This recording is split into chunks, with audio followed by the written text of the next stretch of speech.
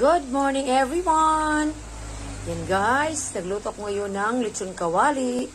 Pero talaga ang aking kalan guys, napakahina ng apoy ba? Iwan ko siguro titingnan ko ito mamaya. Or ipaano ko to guys kasi, ayan, kanina pa yan guys, pero hindi pa siya nag-orange or nag-brown. Kaya hintay ko lang. Kasi gusto ng anak ko, crunchy yung ano niya ba, kaya napaluto siya ng lechon kawali. Ayan guys, napakatagal. Yan, kanina pa yan. Kasi ang ano ng kalan ko ba, mahina yung siga. Ayan. Yan. At dito sa kabila guys, nag-ano ko ng banana Q. Yan, para snacks ng mga bata. Yan, kasi gusto nilang kumain ng banana Q. Kaya nagluto din ako ng banana Q. Yun nga, ang siga sa kalan ba, yung apoy, napakahina. Kaya matagal-tagalan pa talaga pa bago sila makakain ng aking banana Q at sa aking, ito, yan, lechon kawali. Yan, guys.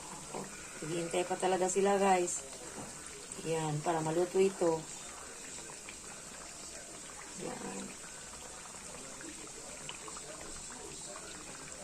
Sige lang, mag-aantay lang tayo.